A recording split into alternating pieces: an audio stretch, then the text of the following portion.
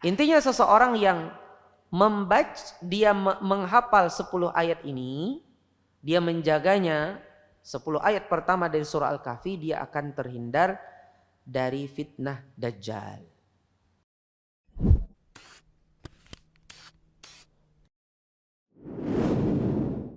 Assalamualaikum warahmatullahi wabarakatuh. Alhamdulillahi rabbil alamin. والعاقبة للمتقين ولا عدوان إلا على الظالمين والصلاة والسلام على سيد الأولين والآخرين نبينا وشفيعنا محمد وعلى آله وصحبه ومن تبعهم بإحسان إلى يوم الدين أما بعد. Kaum muslimin yang berbahagia, saudara-saudaraku, jamaah salat maghrib dan kajian di Masjid Al-Faruq Kabupaten Banjar yang dirahmati Allah Azza wa Jalla. Alhamdulillah, segala puji bagi Allah Subhanahu wa taala yang telah memudahkan kita bermajelis ilmu pada malam hari ini. Kita bisa duduk bersama untuk mempelajari agama kita, yang apabila kita memahami agama ini dengan benar, maka kita akan selamat di dunia dan di akhirat.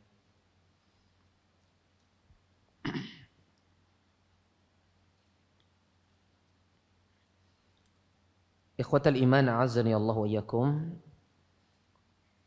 Pada malam hari ini, seperti biasa, kita akan membahas kitab yang ada di hadapan kita sekarang, yaitu kitab Fadail atau Sahih Fadilah surah-surah Al-Quran Al-Karim yang ditulis atau disusun oleh Aiman Ibnu Abdul Aziz Al-Abanami. Ya. A'izzai rahimani wa rahimakumullah. Pada pertemuan terakhir kemarin, rasanya kita sudah menghabiskan pembahasan tentang keutamaan surah Al-Baqarah dan surah Ali Imran. Benar? Betul ya? Betul ya? Pada malam hari ini berarti kita akan memasuki fadilah surah Al-Mulk. Fadilah surah Al-Mulk. Taib. Surah Al-Mulk kita semua tahu, yaitu yang disebut juga surah Tabarak atau surah Tabarakalladzi biyadihil mulk. Dia di antara namanya juga adalah surah Tabarak. Makanya orang Bahari biasanya kada tahu di surah Al-Mulk. Taunya apa? Surah Tabarak. Juz Tabarak. Ya kan? Juz Amma, Juz Tabarak, Juz Qad Sami'a, dan seterusnya. Itulah pengucapan orang terdahulu. Dan itu sebenarnya nama, ya. Nama dari nama ini. Dia memiliki beberapa nama yang tentunya yang paling terkenal diantaranya adalah surah Al-Mulk. Surah Al-Mulk atau surah Tabarak memberi, yang pertama ini ya, dia memberi syafaat kepada pembacanya hingga ia diampuni. Hingga dia diampuni. An Abi Hurairah radhiyallahu anhu qala an-nabiy sallallahu alaihi wasallam qala inna suratan minal qur'ani 30 ayah syafa'at li rajulin hatta yughfara lahu tabarakalladzi biyadihil mulku wa huwa ala kulli syai'in qadir. Hadis ini ya sahih, diriwayatkan oleh Imam Ahmad, Abu Dawud, At-Tirmidzi dan lain-lain. Dari Abu Hurairah radhiyallahu anhu, ia berkata, Rasulullah sallallahu alaihi wasallam bersabda, Sesungguhnya ada sebuah surat dalam Al-Quran yang memiliki 30 ayat yang akan memberi syafaat kepada seseorang sampai ia diampuni, yaitu Tabarakalladzi biyadihil mulku wa huwa ala kulli syai'in qadir. Ya, Tabarakalladzi biyadihil mulku wa huwa ala kulli syai'in qadir. Jadi surah ini disebut memiliki 30 ayat. Memang dia memiliki 30 ayat. Hitung saja kita. Dari awal sampai akhir itu ada 30 ayat. Tidak ada perbedaan pendapat di dalam jumlah ayat dari surah Tabarak ini. Yang mana dia bisa memberi syafaat, ya, kepada seseorang yang memperhatikannya sampai orang itu akhirnya diampuni oleh Allah. Memperhatikan surah apa? Surah Tabarak. Ya. Surah Al-Mulk. Dia membacanya, dia mempelajarinya, dia mentadaburinya, memahaminya dan sebagainya. Ini keutamaan pertama. Jadi surah Tabarak ini bisa memberi syafaat seseorang dengan dia memperhatikannya, menjaganya, mengamalkannya. Bukan hanya sekedar membacanya. Membaca jelas, tapi juga dia memahami dan mengamalkan yang terkandung dalam surah ini.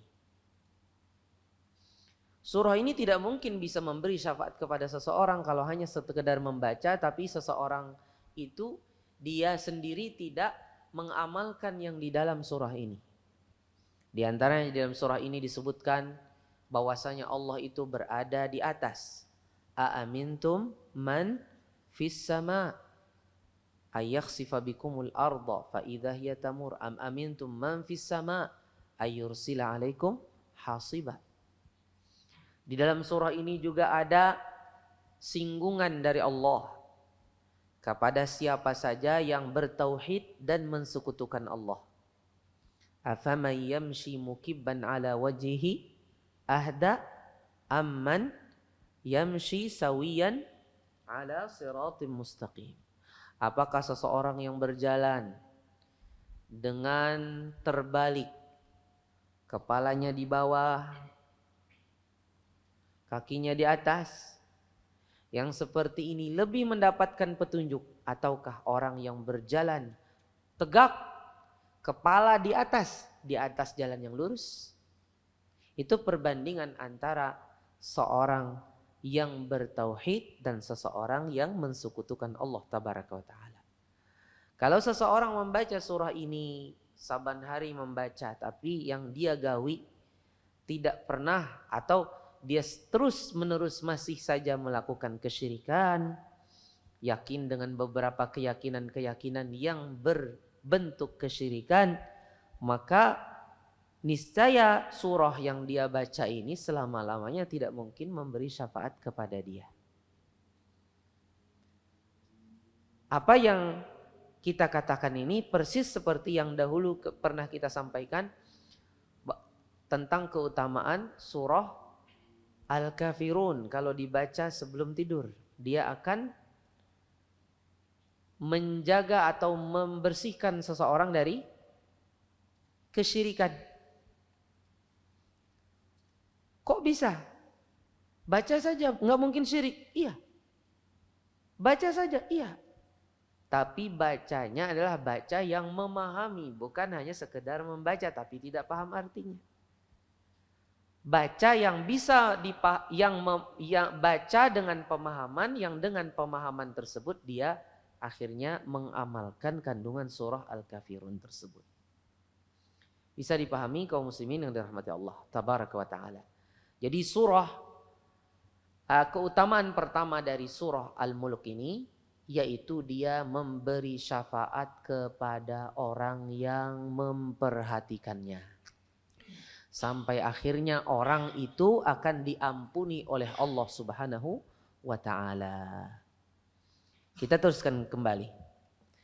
Fadilat yang kedua, surah Tabarak. Surah Tabarak yaitu surah Al-Mulk membela pembacanya hingga akhirnya ia memasukkannya ke dalam sorga.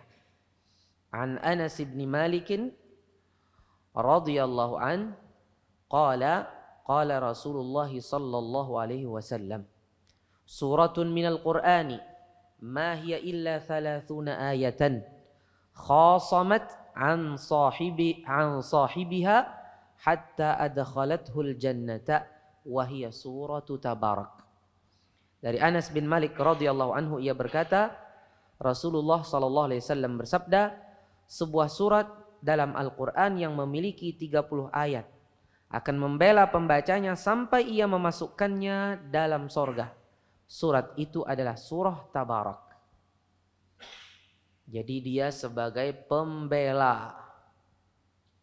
Dia akan membela pembacanya sampai memasukkannya ke dalam sorga.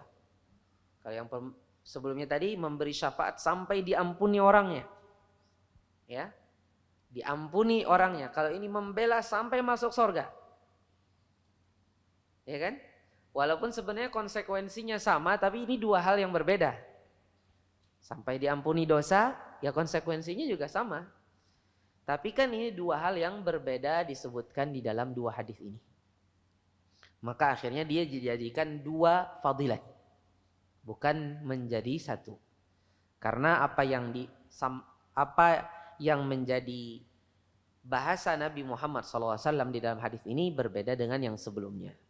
Hadis ini diriwayatkan oleh At-Tabarani di dalam Al-Awsat dan Al-Haythami menilai bahwasanya perawi hadis ini orang-orangnya adalah orang-orang yang sahih dan hadis ini dihasankan oleh Al-Albani rahimahullah taala. Taib. Yang ketiga, keutamaan ketiga dari surah Al-Mulk adalah membacanya pada setiap malam mencegah dari azab kubur. Membacanya pada setiap malam dia bisa mencegah seseorang dari azab kubur. Azab kubur yang sangat pedih tentunya, na'udzubillah min dzalik.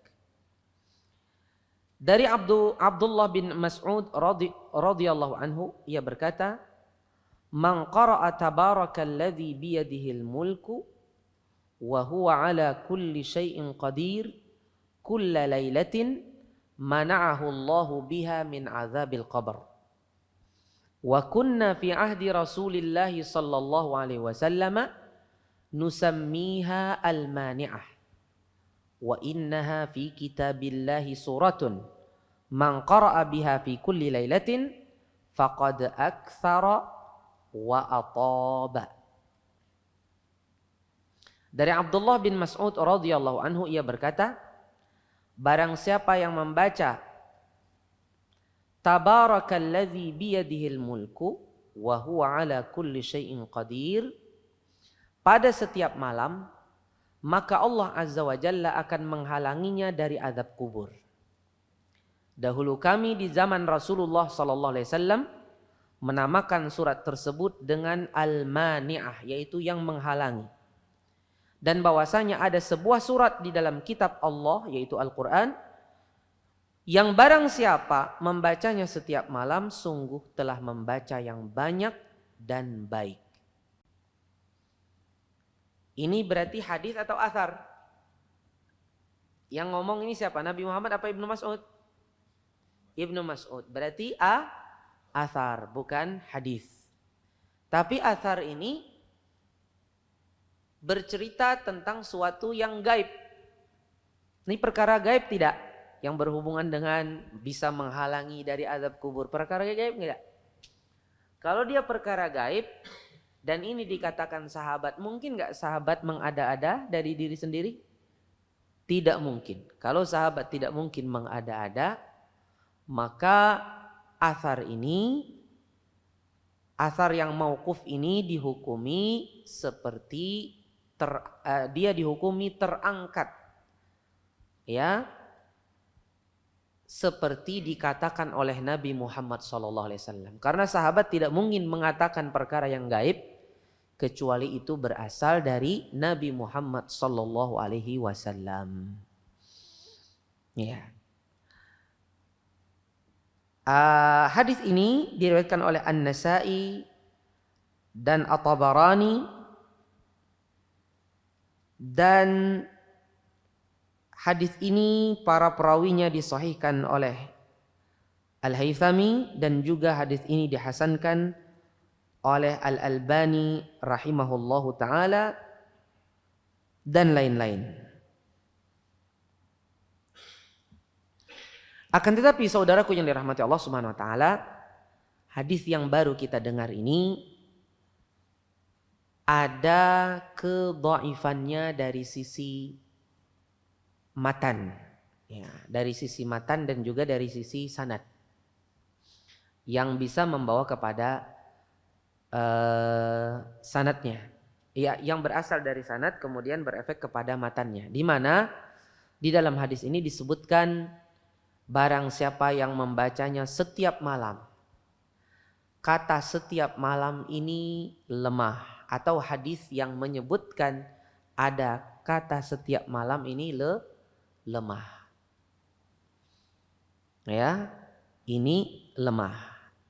Dan dibacanya, jadi kata membacanya setiap malam, ada kata setiap malam, ya. Ini adalah kata yang lemah di dalam periwayatan hadisnya.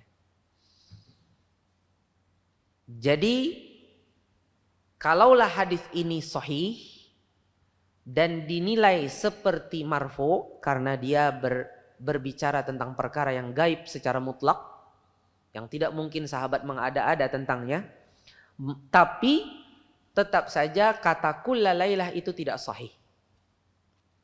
Jadi perlu dijadikan catatan bagi kita di sini. Kata kulla lailah itu hadisnya dhaif. Ada tambahan setiap malam. Nah, adapun di sini dulu kami di zaman Rasulullah memberinya nama Al-Mani'ah dan seterusnya. Wa innaha fi kitabillah surah man qara'a biha fi kulli lailah faqad aktsara wa anab wa atab. Ini perkataan ini adalah perkataan seorang sahabat.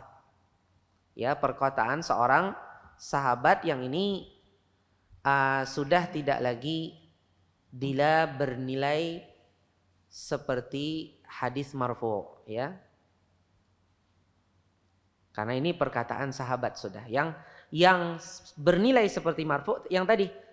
Barang siapa membacanya kulla lailah mana'ahullah biha min adzabil qabr. Itu bisa bernilai marfu, tapi untuk kata kulla lailah setiap malam itu yang ada dhaifnya. Jadi berarti gimana Ustaz? Barang siapa yang membacanya, bagaimana tuh membacanya? Memperbanyak membacanya. Bukan hanya malam, siang boleh. Sekali pengen lebih, boleh. Asal jangan kada ingat surah-surah yang lain kayaknya hiri. Ya kada? Tetap dibaca surah yang lain, dikhatamkan Al-Quran. Surah ini punya perhatian khusus kita kepadanya. Niscaya surah ini bisa menghalangi kita dari azab kubur. Dengan syarat membacanya harus mengamalkan kandungan isinya. Seperti yang tadi kita sampaikan pada fadilat pertama dan kedua. Bagaimana bisa diselamatkan dari azab kubur kalau kita melanggar apa yang tertera di dalamnya, tidak meyakini Allah di atas. Allah ada di mana-mana. Allah ada di bawah saya. Na'udzubillah min dzalik. Ya. Kaum muslimin yang dirahmati Allah Subhanahu wa taala, jadi ini tambahan kulla lailah ini tidak sahih. Tapi benar dia sebagai penghalang dari azab kubur. Betul. Ya, jadi kalau yang pertama tadi pemberi syafaat sampai seseorang diampuni, yang kedua pembela sampai seseorang masuk surga. Yang ketiga, dia mencegah dari azab kubur. Tapi untuk kata setiap malamnya itu dhaif. Ya. Kemudian yang keempat, sunnahnya membaca sebelum tidur. Perhatikan an Jabir ibn Abdullah qala kana an-nabiy sallallahu alaihi wasallam la yanamu hatta yaqra'a alif lam mim tanzilus sajadah wa tabarakalladzi biyadihil mulku wa huwa ala kulli syai'in qadir. Dari Jabir bin Abdullah radhiyallahu anhu, dia berkata,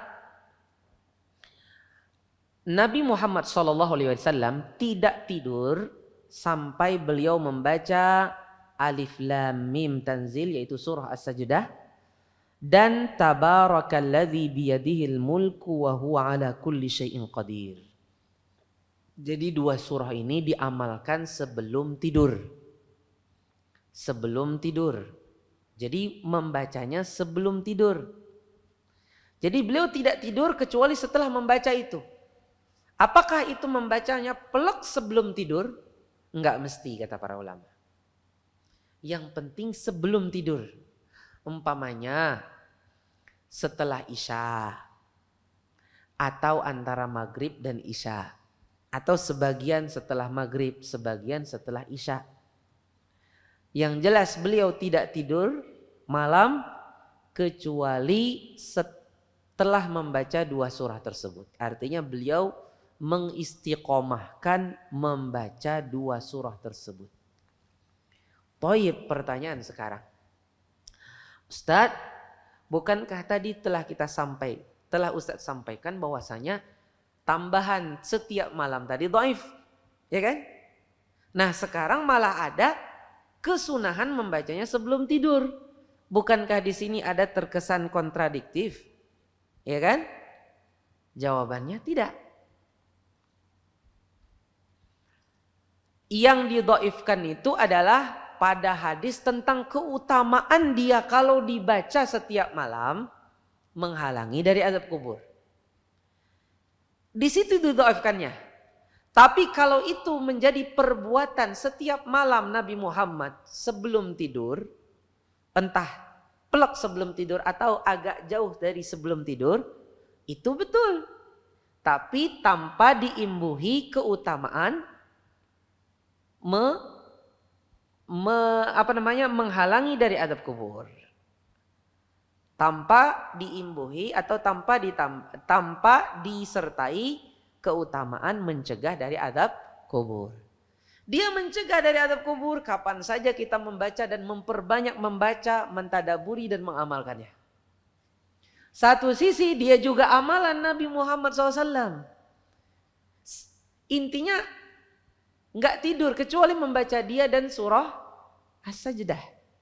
Itu lain lagi, itu keutamaan tersendiri, yaitu amalan yang dirutinkan Nabi Muhammad sallallahu alaihi wasallam pada sebelum tidur. Artinya intinya sebelum tidur gitu.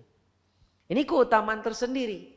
Jadi ini terpisah dari keutamaan membacanya yang bisa mencegah dari azab kubur yang tadi kita katakan kata setiap malam itu dhaif. Bisa dipahami Bapak Ibu? Bisa dipahami? Nah, jadi jelaslah bagi kita tadi hukum membaca surah Al-Mulk ini. Sehingga bagaimana dong Ustadz kita di dalam rangkumannya nih? Bukan rangkuman. Ringkasnya atau kesimpulan dari semua ini, bagaimana dong kita intensitas kita bersama surah Al-Mulk yang bisa membela kita sampai masuk surga, memberi syafaat kita sampai diampuni, kemudian bisa mencegah dari api neraka. Gimana caranya? Kalau kita perhatikan Nabi Muhammad SAW membacanya setiap malam, ya kan? Ada juga sebagian dari salaf membacanya setiap malam. Ya. Maka ini tidak terhalangi apabila seseorang ingin membacanya setiap malam, menjaganya setiap malam. Tapi jangan sampai diyakini di hati, membaca yang setiap malam inilah yang bisa mencegah dari azab kubur. Jangan, karena itu hadisnya dhaif. Yang kita yakini yang bisa mencegah dari azab kubur itu, yang memberi syafaat dan membela tadi, bisa mengampuni kita, menyebabkan kita diampuni sampai kita masuk surga juga. Itu adalah sejauh mana kita banyak membacanya, mentadaburinya dan mengamalkannya dalam kehidupan kita. Baik itu di malam hari membacanya atau di siang hari membacanya. Bisa dipahami? Jadi tidak terikat harus malam hari dan setiap malam. Insya Allah bisa dipahami. Maka alangkah baiknya kalau seandainya seseorang tidak bisa mengamalkannya di siang hari, ya malam hari, seperti kondisi Rasulullah Sallallahu Alaihi Wasallam. Kan ada orang nggak bisa siang hari membacanya, ya sudah malam hari, sebagaimana Rasulullah SAW membacanya. Dan itu bisa mendatangkan keutamaan itu semua. Tapi tidak disyaratkan harus malam gitu aja. Tidak disyaratkan harus sebelum tidur, tidak. Walaupun itu perbuatan Rasulullah Sallallahu Alaihi Wasallam. Mudah-mudahan ini bisa dipahami Bapak Ibu. Baik. Sekarang kita masuki halaman ke-79. Surah Al-Kahfi. Mari kita membahas surah Al-Kahfi.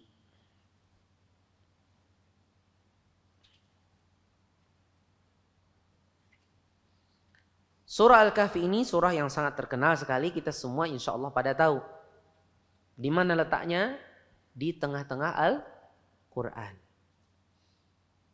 Ya, surah yang insya Allah akrab dengan kaum muslimin. Surah Al-Mulk tadi juga. Nah, kalau kita sudah tahu keutamaan surah Al-Mulk tadi, terus bagaimana? Maka kita usahakan untuk bisa hafal. Jangan sampai kita tidak hafal, sudah tahu ini punya keutamaan khusus, apalagi nggak terlalu panjang, kita upayakan untuk bisa menghafalnya.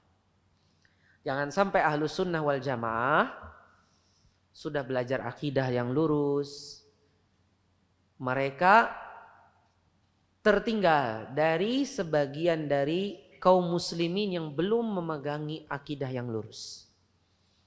Dalam kehidupannya masih banyak, dalam beragamanya masih banyak kebid'ahan-kebid'ahannya. Mereka pada hafal surah Al-Mulk. Kita malah tidak hafal surah Al-Mulk. Apalagi keutamaan tadi, kita tahu dia bisa menjaga seseorang dari azab kubur, ya, bisa mencegah seseorang dari azab kubur. Saudaraku yang dirahmati Allah Subhanahu wa taala, kita nanti dikubur ini, kata Imam Ibnul Qayyim di dalam kitabnya Ad-Da' wad Dawa, kondisi kita dikubur itu seperti kondisi hati kita di dada kita. Kondisi seorang hamba dikubur persis seperti kondisi hatinya di dadanya. Dari sisi mendapatkan nikmat atau mendapatkan azab, dari sisi dia terbelenggu atau dia merdeka, bebas. Oleh karena itu kata Ibnul Qayyim, apabila engkau ingin mengetahui kondisimu di kuburmu, gimana nanti saya dikubur ya? Maka lihatlah kepada hatimu di dadamu. Maka lihatlah bagaimana kondisi hatimu di dadamu. Fa idza kana qalbuka mumtali'an bashashatan wa sakinatan wa taharatan fa hadza haluka fi qabrika biidznillah. Apabila hatimu itu penuh dengan kebahagiaan, ketenangan dan kesucian, maka demikianlah kuburmu kelak dengan izin Allah. Jadi kondisi kita dikubur seperti kondisi hati kita di dada kita. Demikian pula sebaliknya kata Ibnu Qayyim. Artinya hati kita itu sempit, gawiannya selalu mengeluh, mencela takdir Allah, maka kondisi diri kita dikubur demikian juga sempitnya. Oleh karena itu, berkata Ibnu Qayyim, walihada tajidu sahibat ta'ati wa husnil khuluqi was samahati aktsaran nasi tuma'ninatan. Oleh karena itu engkau mendapati seseorang yang gemar melakukan ketaatan, amal ketaatan, menjaga akhlak yang baik dan suka meringankan atau memudahkan, mereka adalah orang yang paling memiliki ketenangan.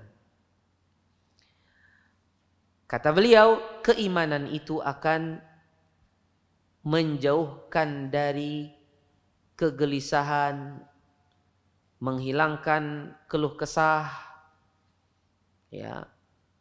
Dan ia adalah penyejuk hati bagi orang-orang yang bertauhid, dan ia adalah kenikmatan, ya, yang manis bagi orang-orang yang rajin beribadah.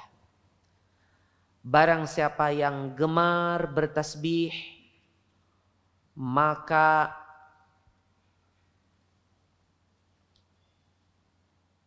akan terbukalah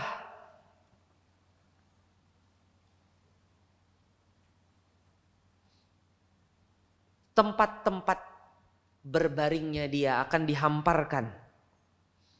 Barang siapa yang banyak bertahmid, akan sampai kepadanya, ya, akan banyak kebaikan-kebaikan yang akan sampai kepadanya.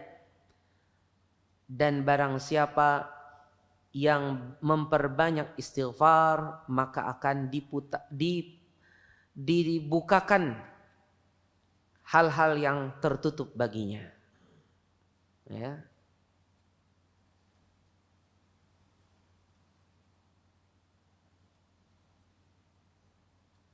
Barang siapa yang memperbanyak bertasbih, akan banyak kebahagiaan dia, ya, dan lain sebagainya. Nah, ini beberapa faedah bagi seseorang yang memperhatikan hati untuk kebaikan dia nanti di alam kubur atau alam barzakh. Baik, sekarang kita perhatikan fadilah surah Al-Kahfi, surah yang insya Allah sangat populer dan sangat akrab dengan kita kaum muslimin. Fadilat yang pertama, menghafal 10 ayat pertama menjaga dari fitnah Dajjal. Menghafal 10 ayat pertama menjaga dari fitnah Dajjal. An Abi Darda radhiyallahu anhu qala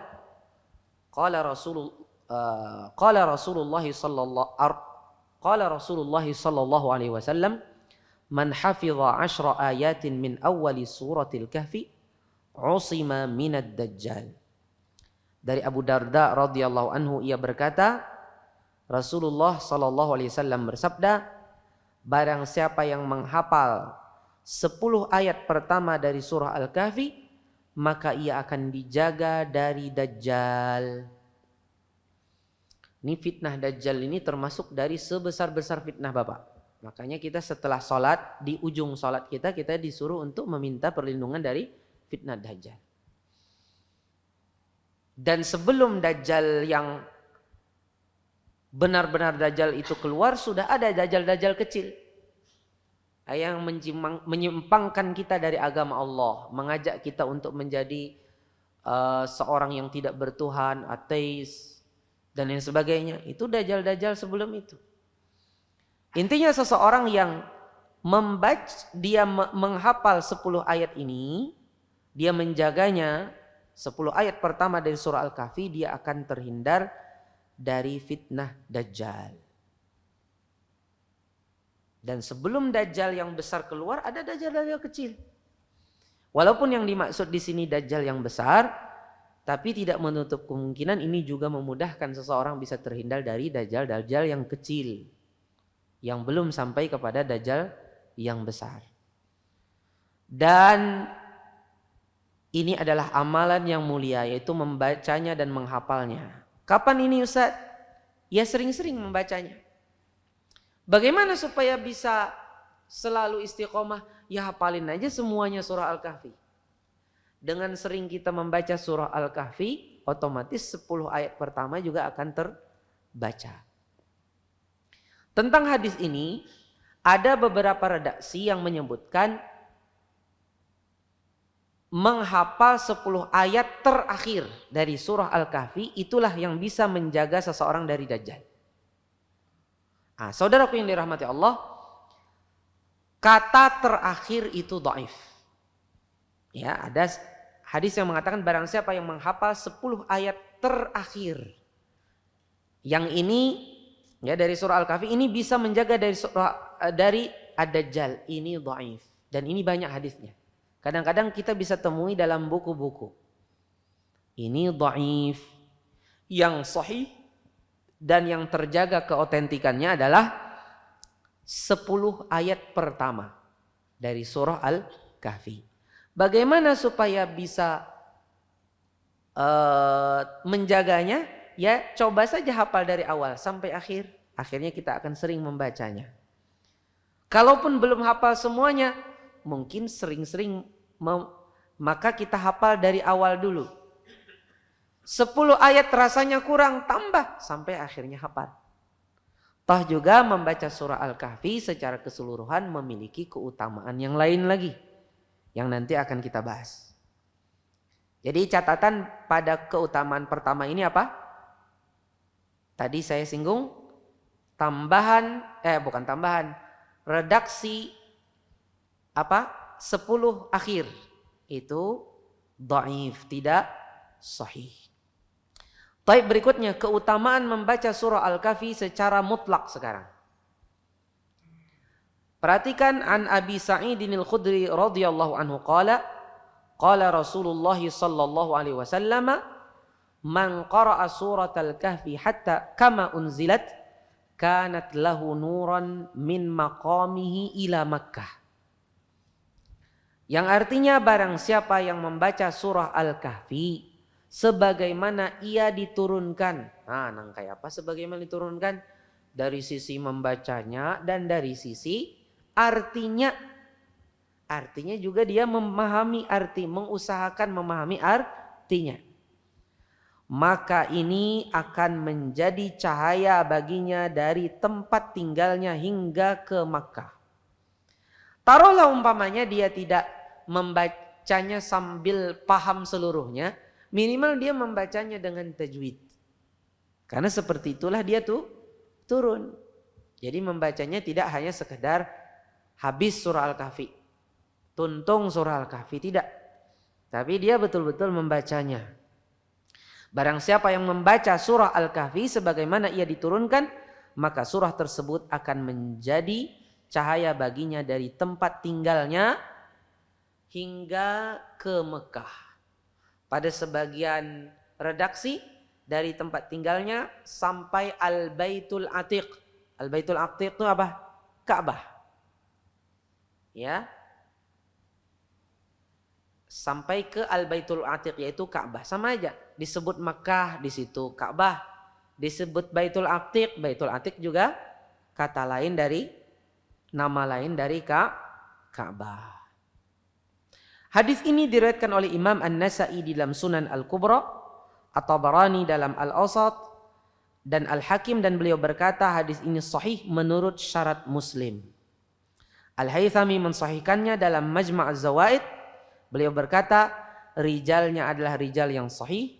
Al-Albani juga mensahihkannya di dalam banyak kitabnya, dan beliau berkata sanadnya sahih menurut syarat Syaikhain. Ibnul Mulaqqin merajihkannya dalam Al-Badr Al-Munir bahwasanya hadis tersebut mauquf pada Abu Sa'id Al-Khudri. Mana ini yang benar nih? Ada yang mensahihkannya dan dia marfu. Tadi kan disebut Rasulullah kan mengatakan nih. Ya enggak? Hadisnya bagaimana lafal hadisnya? Rasulullah SAW bersabda. Artinya kalau Rasulullah SAW bersabda berarti hadis apa itu? Hadis marfu. Apa bedanya marfu dengan apa tadi yang kita sebut di awal? Lahu hukmur rafa'. Dia memiliki hukum seperti marfu. Kalau dihukumi seperti hukum marfu artinya dia sebenarnya mauquf. Cuman yang dikatakan itu oleh sahabat sesuatu yang enggak mungkin berasal dari akal. Pasti berasal dari wahyu. Karena perkara yang gaib. Akhirnya dihukumilah dia seperti marfu. Dikatakan lahu hukmur rafa'. Kalau marfu yaitu ketika dikatakan secara jelas qala Rasulullah sallallahu alaihi wasallam. Bisa dipahami Bapak Ibu? Di sini mana yang benar? Sedangkan Al-Albani mensahihkan hadis ini. Adapun Ibnul Mulaqqin merajihkan hadis ini cuma mauquf kepada Abu Sa'id Al-Khudri. Mana yang sahih? Yang sahih yang nanti akan kita bahas insyaallah, yang sahih hadis ini mauquf bukan marfu'. Tidak ada hadis tentang keutamaan surah Al-Kahfi yang bisa memberikan kepada yang membacanya cahaya sampai ke mana tadi? Dari tempatnya sampai ke Mekah atau ke Baitul Atiq, kecuali yang sahih hanya yang mauquf. Yang sampai sahabat. Tapi walaupun sampai sahabat dia lahu hukmur rafa'. Walaupun dia mauquf tapi dia memiliki hukum seperti marfu'. Tapi tidak dikatakan marfu'. Yang sahih dia tidak sampai kepada Rasulullah SAW. Dan ini akan kita bahas insyaallah setelah azan. Saya berharap nanti kalau bisa ada papan tulis di sini. Tolong yang jauh mendekat. Akan kita bahas suatu pembahasan dari sisi ilmu hadis. Tolong ditekatkan papan tulisnya. Iya. Masya Allah di tempat ini orangnya sudah sedikit, jauh-jauh lagi duduknya. Luar biasa pengajian di tempat ini ya. Ada di dalam, ada di luar. Subhanallah.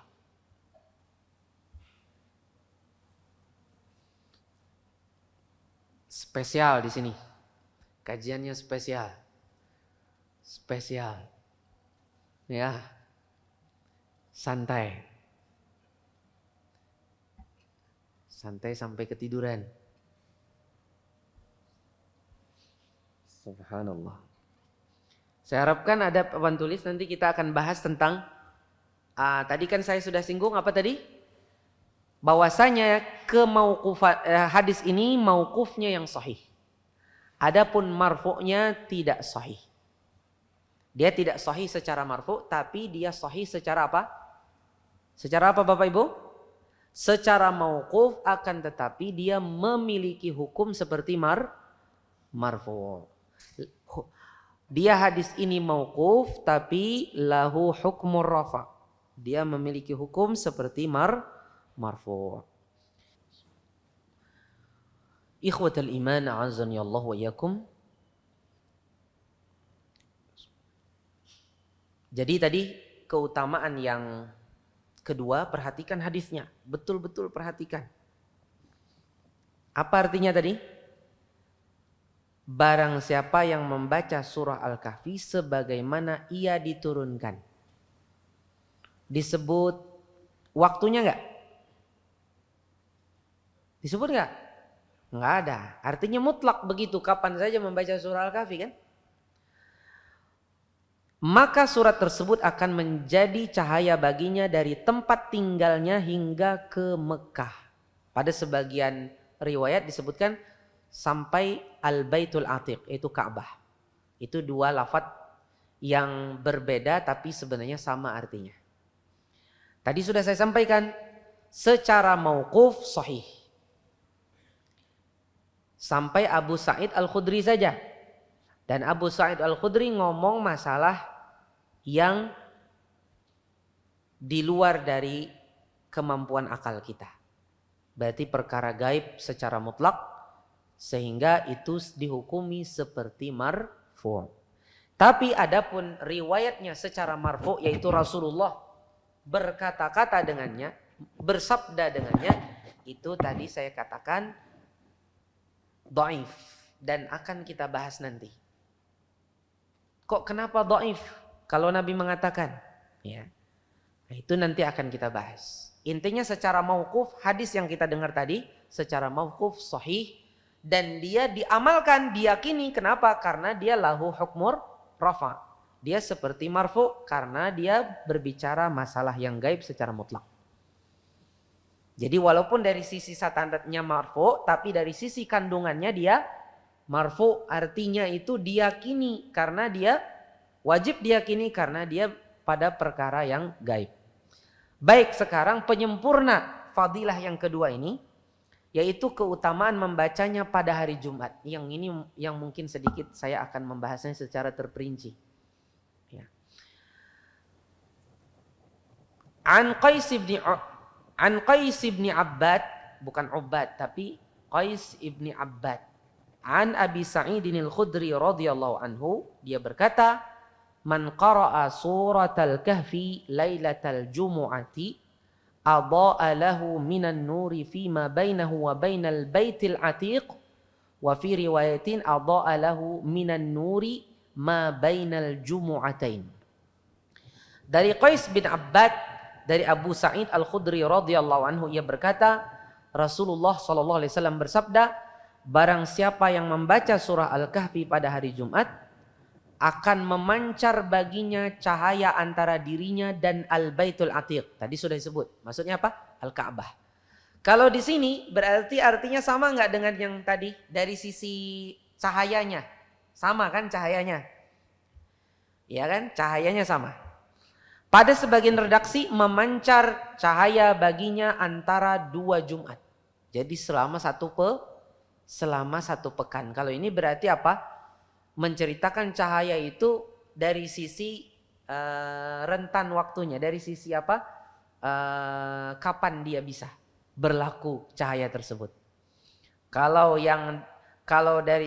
disebutkan tempat, itu berarti sebesar apa cahaya itu kan? Kalau antara 2 Jumat berarti kapan berlakunya cahaya tersebut. Ya, nanti akan kita bahas ini secara terperinci Bapak Ibu. Tolong kita perhatikan step by step. Kita akan sedikit mencicipi. Ya, bukan mencicipi juga, mencicipi itu mending. Ini sedikitlah melihat. Kalau mencicipi kan sedikit ngerasain. Ini sedikit melihat bagaimana indahnya dan agungnya ilmu hadis. Akan kita bahas bagaimana mulianya dan lezatnya ilmu hadis itu kalau kita bisa mencicipi sedikit, ya. Hadis ini diriwayatkan oleh Al-Hakim secara marfu dan mauquf, dan beliau mensahihkannya, akan tetapi Az-Zahabi tidak menyetujuinya. Biasanya Imam Az-Zahabi itu suka mengatakan aku menyetujuinya, tapi ini tidak menyetujui Imam Al-Hakim di dalam mensahihkannya. Al-Baihaqi meriwayatkannya dalam Syu'abul Iman, dan beliau menyebutkan bahwa yang mahfuz adalah hadis ini cuma mauquf kepada Abu Sa'id Al-Khudri, tidak marfu kepada siapa? Marfu kepada Rasulullah sallallahu alaihi wasallam.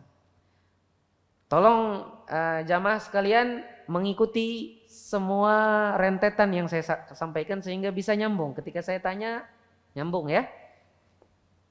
Baik. Demikian juga Az-Zahabi merajihkan kemauqufannya di dalam Al-Muhadzab. 2 ikong dah. Kalau tadi Ibnul Mulaqqin pada hadis sebelumnya, ya kan? Yang kada bertambah Jumat. Ya kada? Di sini juga Kemudian Asy-Syaukani dalam Tuhfatuz Dzakirin demikian juga, dan Al-Albani merajihkan kemarfu'annya dalam Sahihul Jami' dan Sahihut Targhib. Jadi Imam Al-Albani merajihkan ini marfu' kepada Rasulullah sallallahu alaihi wasallam. Syekh Ibnu Baz berkata, hadis-hadis yang menerangkan tentang keutamaan membaca surah Al-Kahfi pada hari Jumat tidak terlepas dari kelemahan, akan tetapi ahli ilmu menyebutkan bahwa hadis-hadis tersebut saling menguatkan dan bisa dipakai sebagai hujah. Dan telah sabit dari Abu Sa'id Al-Khudri radhiyallahu anhu bahwasanya beliau mengamalkan hal tersebut. Kalau ini betul. Artinya mengamalkan membaca surah Al-Kahfinya ya. Dan beliau berkata hal yang seperti ini, yaitu Abu Sa'id tidak mengamalkannya karena menurut pendapat pribadi beliau. Bahkan ini menunjukkan bahwa beliau memiliki sunnah yang diikuti. Taib. Kaum muslimin yang dirahmati Allah Subhanahu wa taala, ini yang kita bisa bahas dari keutamaan surah Al-Kahfi. Saya ingin membahas tentang hadis membaca surah Al-Kahfi pada hari Jumat. Ini kan keutamaan yang ketiga ini membacanya pada hari Jumat kan Pak ya. Kalau keutamaan kedua itu tidak diingkat dengan membacanya pada hari Jumat. Betul? Nah, tadi sudah kita tidak permasalahkan. Hadis kedua kalau itu mauquf. Adapun yang hadis ketiga ini ada masalah. Dari sisi apakah dia mauquf atau marfu' juga. Kemudian apakah ada lafaz hari Jumatnya? Yang ini akan saya bahas. Hadis ini sebenarnya yang bercerita tentang seperti ini redaksinya diriwayatkan oleh beberapa sahabat, tapi tidak ada yang sahih kecuali dari Abu Sa'id Al-Khudri. Kecuali siapa? Abu Sa'id Al-Khudri. Dan terkenalnya dari Abu Sa'id Al-Khudri. Dan seperti yang saya katakan tadi, yang mauquf sampai ke Abu Sa'id Al-Khudri sahih. Yang marfu itu dikhilafkan. Dan yang nanti akan kita sebutkan bagaimana yang rajihnya, apakah yang marfu itu sahih atau tidak. Hadis ini berpangkal kepada sahabat yang mulia Abu Sa'id Al-Khudri, sahabat yang mulia. Ya, Abu Sa'id Al-Khudri. Abu Sa'id Al-Khudri ini meriwayatkan darinya Qais bin Abbad. Qais ibnu Abbad. Kemudian Qais bin ibnu Abbad ini meriwayatkan darinya Abu Mijlaz. Abu Mijlaz. Abu Mijlaz ini namanya Lahiq bin Humaid As-Sadusi. Siapa? Lahiq bin Humaid As-Sadusi. Abu Mijlaz ini meriwayatkan darinya Abu Hashim Ar-Rumani. Abu Hashim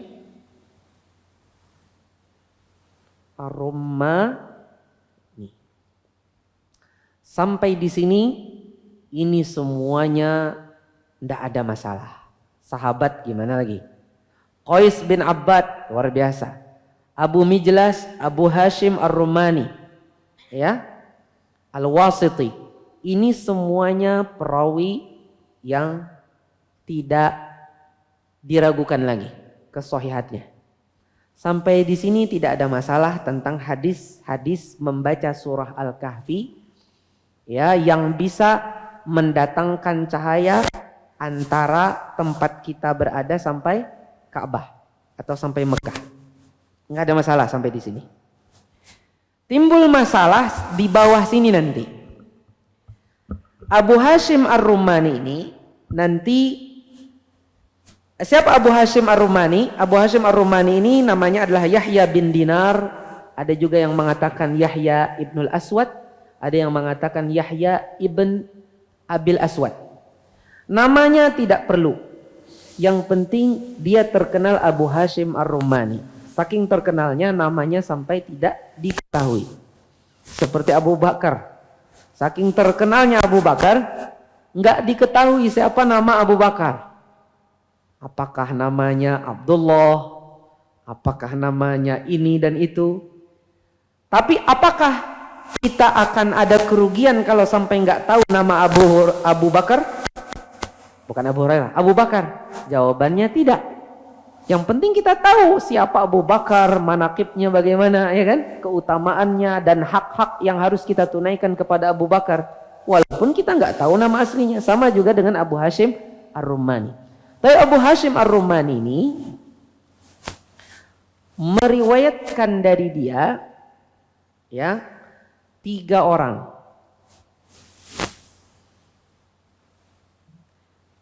Hadis tadi diriwayatkan dari Abu Hashim Ar-Rumani 3 orang. Yang pertama Syu'bah.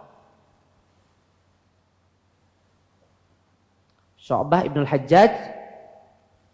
Kemudian Ats-Tsauri. Siapa Ats-Tsauri Bapak Ibu? Sufyan bin Sa'id bin Masruq Ats-Tsauri. Kemudian yang ketiga Hushaim. Yang ketiga Hushaim.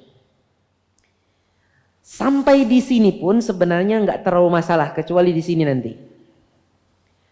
Sampai di sini intinya, ini inti daripada sanad di atas. Ini nggak ada masalah. Di sini nanti mulai timbul ada masalah. Syu'bah terkenal. Sebenarnya yang meriwayatkan jalur hadis ini bukan hanya 3 orang ini. Ada lagi sebenarnya 3 orang yang lain, yaitu Qais bin Ar-Rabi', kemudian Al-Walid bin Marwan, kemudian Rawh bin Al-Qasim. 3 orang ini sebenarnya meriwayatkan juga dari Abu Hashim Ar-Rumani. Cuman meriwayatkan bagian pertama dari hadis. Jadi hadis tentang keutamaan membaca surah Al-Kahfi ini ada bagian pertamanya, yaitu keutamaan membaca setelah wudu, subhanakallahumma bihamdika asyhadu an la ilaha illa anta astaghfiruka wa atubu ilaih. Ada keutamaannya di situ. Kemudian diteruskan keutamaan membaca surah Al-Kahfi. Paham? 3 orang tadi hanya menukil bagian pertamanya. Surah Al-Kahfinya tidak mereka bahas. Yang membahas kedua-duanya dengan jalur yang sama, ini 3 orang ini. Maka 3 orang tadi tidak perlu kita bahas. Selain juga ketiganya tadi juga dhaif. Ya. Sekarang Syu'bah. Kita mulai dari Syu'bah. Nah nanti sekarang perawi setelah Abu Hashim, ini kan ada Syu'bah, ada Tsauri, ada Hushaim. Di sini nanti ada khilaf. Sejak di bawah ini dan di bawah ini nanti ada khilaf tentang marfu atau mauqufnya. Apakah hadis ini marfu sampai ke Nabi atau mauquf sampai Abu Sa'id Al-Khudri saja? Di situ nanti akan ada khilafnya. Pertama, Syu'bah diriwayatkan oleh Syu'bah, diriwayatkan dari Syu'bah, maksudnya orang meriwayatkan dari Syu'bah ada namanya Yahya bin Katsir. Yahya ibni Katsir. Abu Ghassan Al-Ambari, terkenal dengan Abu Ghassan Al-Ambari. Kemudian ada lagi Abdus Samad Ibnu Abdul Warith. Kemudian ada lagi Rabi' bin Yahya. Rabi' bin Yahya. 3-tiganya ini meriwayatkan dari Syu'bah hadis tadi secara marfu sampai ke Rasulullah. Kemudian Syu'bah punya murid juga 3 orang. Ya, yang meriwayatkan hadis ini. Pertama Gundar. Gundar ini sebenarnya nama panggilan, ya. Panggilannya namanya sebenarnya Muhammad bin Ja'far. Kemudian ada Amr bin Marwan. Amru ibnu Marwan. Ada juga Mu'adz bin Mu'adz. Ketiganya ini meriwayatkan dari Syu'bah. Mereka mengatakan haddatsana Syu'bah. Dari Abu Hashim Ar-Rumani, dari Abu Mijlas, dari Qais bin Abbad, dari Abu Sa'id Al-Khudri. Barang siapa yang membaca surah Al-Kahfi bla bla bla. Berarti mauquf apa marfu'? Mauquf. Berarti ada pertentangan tidak antara ini dengan ini? Ada pertentangan. Ini secara marfu', ini secara mauquf. Nah, sekarang mana yang lebih kuat di antara keduanya? Di sini ada khilaf. Ada yang mengatakan dia marfu', ada yang mengatakan dia mauquf. Sekarang jawabannya, ketika ada khilaf di antara para perawi dari Syu'bah, maka di sini kita lihat ada perawi yang bernama Gundar, Muhammad bin Ja'far. Muhammad bin Ja'far ini adalah orang yang paling hafal hadis-hadis dari Syu'bah, atau termasuk dari para perawi yang paling kuat hafalannya kalau meriwayatkan dari Syu'bah. Bahkan dikatakan oleh Abdullah bin Mubarak, kalau seandainya para perawi itu berselisih tentang hadis Syu'bah, maka hakimnya atau pengadilnya adalah catatannya Gundar. Jadi catatannya Gundar itu sebagai pemutus khilaf. Kalau ujar Gundar itu mauquf, semua khilaf itu langsung putus. Berarti dia mauquf. Jadi dari sisi hadisnya tadi apa? Mauquf. Dan dari semuanya ini berapa? 1, 2, 3. 1, 2, 3. Keenamnya tidak ada lafadz hari Jumat atau malam Jumat. Jadi apa? Membaca surah Al-Kahfi kapan saja punya keutamaan ini. Hendak saban hari kah? Hadang beberapa hari, kalau pas lagi lapang membaca, silahkan. Jadi dari 3 orang ini. Sekarang Ats-Tsauri sekarang. Siapa yang meriwayatkan Tsauri? Ada 4 orang. Ya. Pertama Abdur Razzaq As-San'ani. Imam Abdur Razzaq As-San'ani. Kemudian Al-Waqi' Ibnul Jarrah, gurunya Imam Asy-Syafi'i. Al-Waqi' Ibnul Jarrah. Siapa lagi? Ibnu Mahdi yaitu Imam Abdurrahman bin Mahdi. Kemudian yang keempat Qabisah.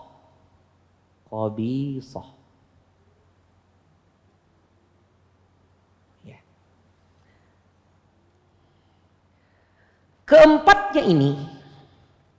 Keempatnya ini semuanya tidak ada meriwayatkan dari Ats-Tsauri kecuali secara mauquf. Jadi umpamanya Al-Waqi' berkata haddatsana Ats-Tsauri, qala haddatsana Abu Hashim Ar-Rumani, ya, qala haddatsana Abu Mijlas, terus sampai Abu Sa'id, qala Abu Sa'idin Al-Khudri man qara'a suratal kahfi bla bla bla bla. Paham? Semuanya ini juga mauquf, tidak secara marfu'. Kalau di sini tadi ada khilaf kan? Tapi yang kuat ini karena ada gundarnya. Lemahlah ini gara-gara ada gundar. Kalau ini semua sepakat ini mauquf semua. Tapi di Qabisah ini ada sesuatu. Qabisah ini Abdur Razzaq, Al-Waqi' dan Ibnu Mahdi, ketiga-tiganya sepakat bahwasanya hadisnya tadi asarnya tadi man qara'a suratal kahfi tanpa ada hari Jumat atau malam Jumat. Kecuali Qabisah. Qabisah ini ada tambahan hari Jumatnya. Nah, sekarang bagaimana Qabisah ini? Qabisah ini sebenarnya orangnya sebenarnya bagus, bukan orang yang bukan orang apalagi pendusta, bukan orang yang lemah banget, tidak. Bukan orang yang lemah, tidak. Dia juga termasuk yang fiqh, terpercaya. Cuma Qabisah ini dikatakan oleh Yahya bin Ma'in hadisnya dari Sufyan Ats-Tsauri lemah. Begitu pula dikatakan oleh Imam Ahmad bin Hambal. Hadisnya kalau dari Sufyan Ats-Tsauri lemah.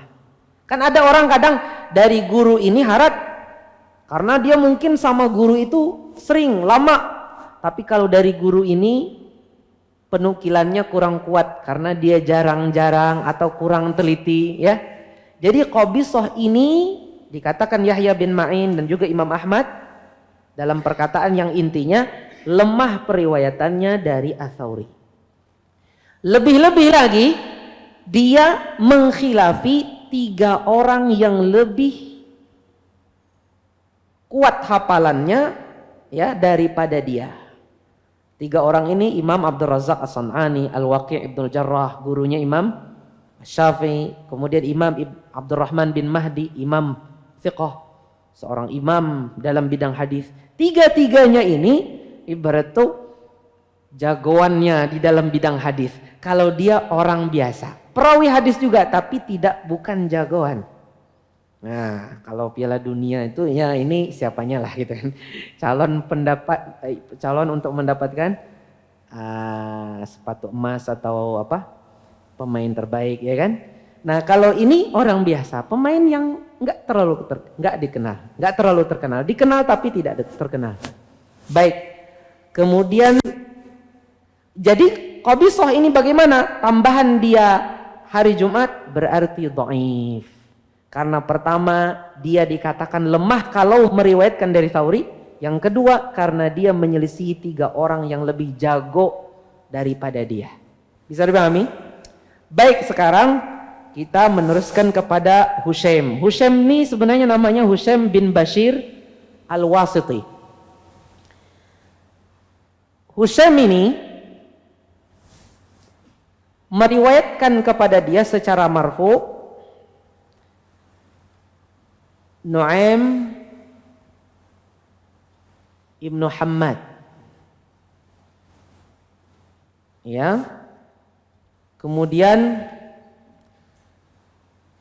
Yazid bin Makhlad,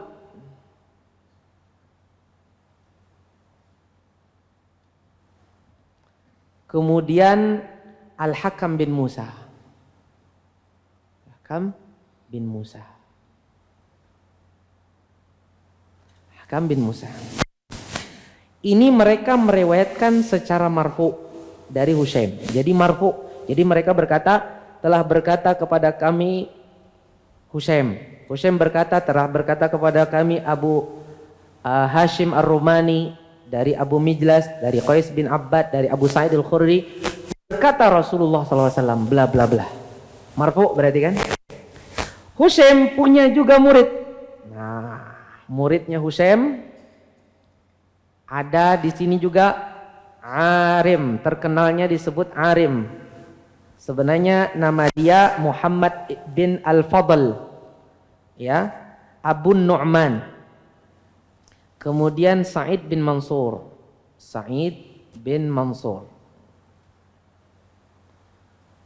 Kemudian Ibnu Khalaf. Kemudian Abu Ubaid. Taib. Teman-teman yang dirahmati Allah Subhanahu wa taala, 4 orang ini semuanya meriwayatkan secara mauquf.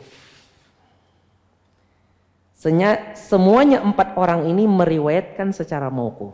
Sekarang mana yang lebih kuat antara yang mengatakan ini mauquf, ini marfu, ini mauquf? Kalau kita bandingkan, pertama Arim. Arim ini adalah gurunya Imam Bukhari. Sebenarnya dia seorang yang fiqh, tapi di masa tuanya dia pikun. Tapi dia seorang yang fiqh sebenarnya. Kemudian Sa'id bin Mansur, jelas seorang imam hadis, gurunya Imam Muslim. Ibnu Khalaf ini tidak diketahui siapa dia. Tidak diketahui. Abu Ubaid Al-Qasim bin Salam, imam terkenal, imam di dalam hadis dan bahasa Arab, dalam ilmu qiraat dan tafsir. Berarti lumayan kuat. Ya, ini yang lemah, dua ini sangat kuat, ya kan? Kemudian ini ada kekuatannya sedikit. Di sini coba lihat, perhatikan. Pertama, Nu'aim bin Hammad. Dia ini dikatakan para ulama yang rajih, dia ini adalah hafalannya lemah. Ya. Idza dullisa, dikatakan apa namanya? Idza luqina yatalaqqan. Kalau dia ditalqinkan, dia menuruti. Pamannya, bujur ke ini hadis pian. Pas sudah, oh iya bujur, padahal sebenarnya dia tidak pernah meriwayatkan hadis itu. Itu kan menunjukkan kelemahan hadis. Bujur ke ini pian yang menyampaikan hadis ini. Kadang-kadang lihat dulu. Oh iya bujur, padahal tidak pernah dia meriwayatkan itu. Jadi ini Nu'aim bin Hammad. Nah, ketika tadi kita sebutkan di dalam kitab tadi, Imam Hakim mengatakan hadis Nu'aim bin Hammad ini sesuai dengan syarat Imam Muslim.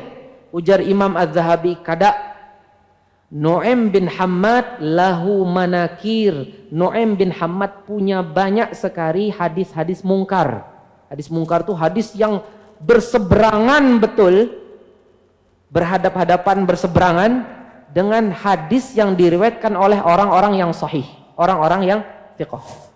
Itu hadis mungkar. Jadi kata jadi dikatakan para ulama kata Az-Zahabi tadi, Nu'aim bin Hammad lahu manakir.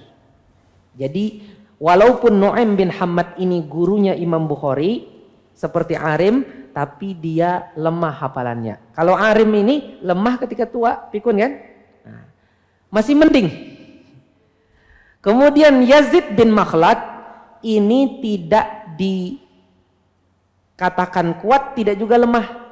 Jadi para ulama tidak mengatakan dia, menggolongkan dia dari perawi yang kuat, tidak juga menggolongkan dia dari perawi yang lemah. Jadi ulama tawakuf, pertengahan, enggak ke kanan ke kiri untuk Yazid bin Makhlad. Kemudian adapun Al-Hakam bin Musa ini dhaif. Sekarang mana kekuatannya? Dari jumlah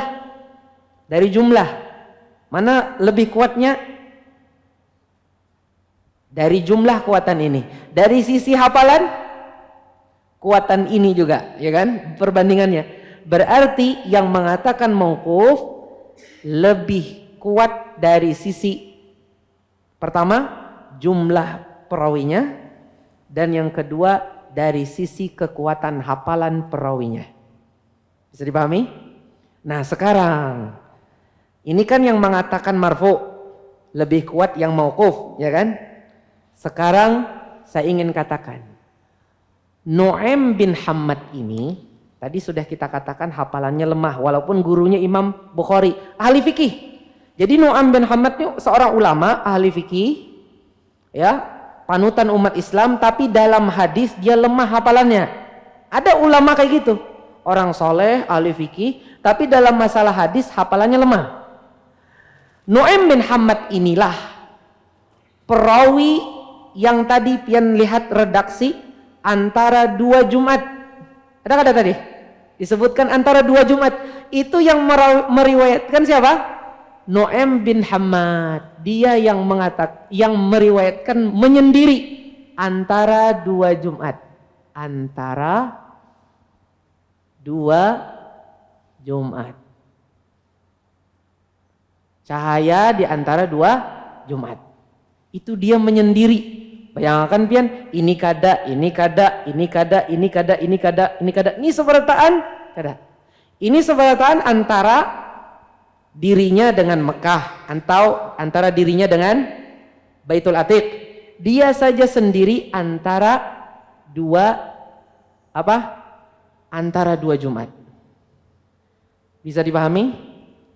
Nah, ini adalah suatu Uh, Afwan. Saya salah. Antara 2 Jumat itu ini Arim. Arim ini tadi sudah saya katakan dia memiliki betul, ini antara 2 Jumat. Kemudian Arim ini mengatakan malam Jumat. Malam Jumat. Betul nanti. Antara 2 Jumat. 2 Jumat. Afwan tadi. Ya, antara 2 Jumat. Arim ini tadi sudah kita katakan dia di masa tuanya pikun. Diperkirakan ketika dia membuat redaksi membaca Al-Kahfi malam Jumat itu karena kelemahan kelemahan hafalannya, karena dia sudah pikun di masa tuanya. Orang-orang semuanya mengatakan ini ya. Kalau ini kan semuanya nggak ada Jumatnya. Kalau ini 3 dengan 4 dengan 3 ini semuanya mengatakan Jumat, hari Jumat, kecuali satu ini malam Jumat. Ini menunjukkan kelemahan dia lagi, ya. Jadi yang hadis yang tulisannya malam Jumat itu lebih lemah daripada yang hari Jumat. Walaupun yang hari Jumat juga lemah, tapi yang malam Jumat lebih lemah lagi. Bisa dipahami Bapak? Nah, sekarang pahamlah kita yang antara 2 Jumat tadi lebih lemah juga, karena itu diriwayatkan oleh seorang yang lemah hafalannya. Sekarang tinggal Husaim sekarang. Berarti masalah Jumat itu semua kembali ke perawi Husaim. Kalau perawinya Tsauri dan perawinya Syu'bah nggak ada disebut sama sekali. Sekarang bagaimana tentang Husaim ini? Para ulama memperdebatkan tentang Husaim ini. Apakah dia betul-betul mendengar hadis ini dari Abu Hashim Ar-Rumani atau tidak? Ini khilaf para ulama. Kata Imam Ahmad bin Hanbal, Husaim tidak mendengar dari Abu Hashim Ar-Rumani.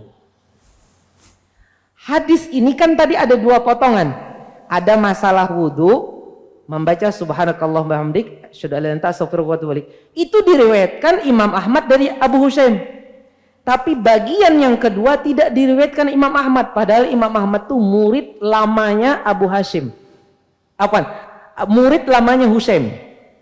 Jadi Husaim ini paguruan Imam Ahmad lawas Sidin belajar. Tapi Sidin mengatakan Husaim mendengar dari Abu Hashim Ar-Rumani. Di sini dikhilafkan, apakah Imam Ahmad memasukkan kadang mendengar itu kadang mendengar hadis ini, yaitu hadis keutamaan surah Al-Kahfi ini, ataukah maksudnya tidak mendengar sama sekali? Artinya dia tidak belajar kepada Abu Hashim Ar-Rumani. Kalau yang dimaksud adalah tidak mendengar hadis ini, maka jelaslah berarti dia betul-betul terputus riwayatnya antara Husaim dengan Abu Hashim. Ini termasuk apa? Termasuk qarinah atau indikator kelemahan riwayat Husaim dari Abu Hashim. Dari perkataan murid Husaim yang cukup lama atau paling lama atau yang sangat lama belajar kepada dia, itu Imam Ahmad bin Hanbal. Sisi kedua, Husaim juga terkenal perawi yang banyak mentadlis. Disebutkan para imam nuqat, Husaim ini suka kalau dapat suatu hadis dia sambungkan seolah-olah dia mendengarnya dari Abu Hashim atau dari guru-gurunya sebelumnya. Walaupun 3 orang ini ya, atau 4 orang ini mereka mentasrih betul-betul mereka meriwayatkan dari Husaim dan Husaim meriwayatkan dari gurunya, ya. Tapi Imam Ahmad bin Hanbal beliau lama dengan Husaim, dan Husaim ini juga terkenal pentadlis. Pentadlis itu kayak ini Pak, bakesah pamannya, contohnya ulun bapadah Ustadz Firanda berkata demikian. Jadi mengesankan seolah-olah Ustadz Firanda langsung mengatakan dan ulun mendengar. Ya, Ustadz Firanda pernah berkata dan ulun mendengar, seolah-olah mengesankan ulun langsung mendengar dari beliau, padahal tidak, dapat dari orang lain baru ulun mendapatkannya, ya kan? Seperti itu. Sehingga di sini ada kelemahan antara Husaim dengan Abu Hashim Ar-Rumani. Sekarang ketika ada kelemahan dari sininya saja sudah ada kelemahan, ditambah pangkalnya juga ada kelemahan menuju sini. Bandingkan dengan dua imam besar, Imam Syu'bah Al-Hajjaj dan Imam Sufyan bin Sa'id bin Masruq Ats-Tsauri. Dengan perawinya yang tiga. Kemudian ini lagi ya, tiga. Yang mengatakan dia mauquf dan tidak ada tambahan hari Jumat. Mana yang lebih kuat? Jelas dari sini kedhaifan keutamaan membaca apa? Surah Al-Kahfi pada hari Jumat atau malam Jumat, ya, dan juga kedhaifan antara dua Jumat, cahayanya antara dua Jumat, dan juga lafaz malam Jumat. Kalau hari Jumat kan tidak menutup kemungkinan malamnya, tapi untuk lafaz malam Jumat itu dhaif. Tapi kalau dikatakan hari Jumat kan mencakup siang dan malamnya sebenarnya kan, itu lebih umum. Tapi yang malam Jumat itu ada kelemahannya. Bisa dipahami teman-teman? Jadi dari sini kita bisa jelas bagi kita bagaimana kedudukan hadis keutamaan membaca surah Al-Kahfi pada hari Jumat, dan keutamaannya tadi ada juga kritik antara dua Jumat dengan kata malam Jumat. Sudah kita bahas, dan insya Allah ini bisa menjadi amal jariah kita bersama. Kita bisa sampaikan kepada teman-teman yang lain tanpa kita pungkiri bahwasanya hal ini sudah sangat populer di tengah masyarakat. Tapi namanya populer bukan sesuatu yang kita langsung menjustifikasi setiap yang masih mengamalkannya melakukan kebid'ahan, ya kan? Karena banyak yang tidak tahu, dan mungkin di situ juga ada khilaf sedikit, ya kan? Karena sebagian para ulama ada yang mensahihkannya seperti Al-Albani. Artinya mungkin mereka bertaklid kepada Al-Albani, tidak masalah di sisi itu. Tapi inilah koreksi penelitian hadis. Ya, dan kita sebagai penuntut ilmu mengamalkan apa yang sampai kepada kita dari yang diteliti lebih teliti lagi. Demikian. Jadi ini mungkin sedikit dari pembahasan ilmu hadis. Semoga bermanfaat bagi kita dan kita bisa amalkan pada keseharian kita. Salah dan khilaf mohon dimaafkan. Kalau ada pertanyaan 1, 2 silahkan. Tidak ada Bapak? Mari kita silahkan. Silahkan Bapak.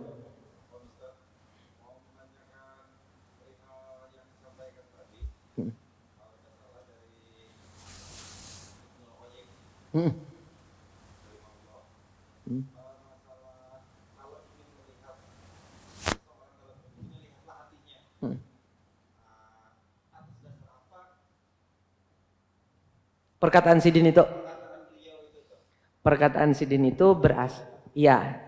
Sidin itu dari hasil tadabbur Sidin, mentadaburi kondisi kubur yang beliau lihat dari ayat-ayat dan hadis-hadis, bisa menyempit, bisa meluas.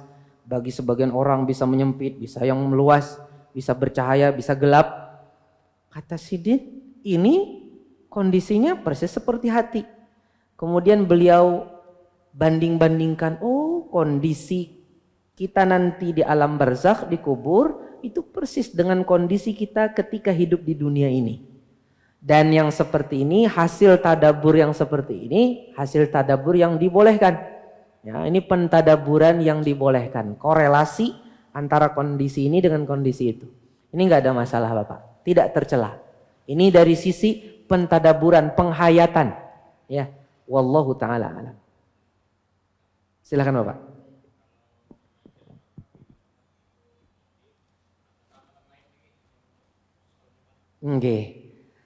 Amalan lain untuk hari Jumat, untuk malam Jumat.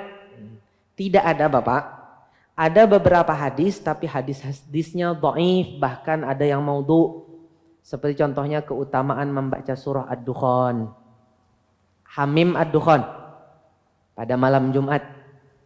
Ya, itu hadis-hadisnya berputar-putar pada dhaif jiddan atau dhaif. Tidak ada keutamaan membaca surah Ad-Dukhan pada malam Jumat. Kemudian lagi ada hadis la aslalahu.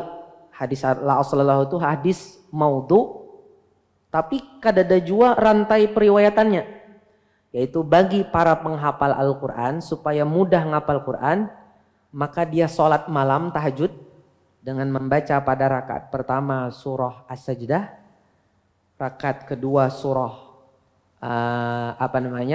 surah Hamim, rakaat pertama surah Yasin, rakaat kedua surah Ad-Dukhan, rakaat ketiga surah Al-Waqi'ah, rakaat keempat surah Al-Mulk.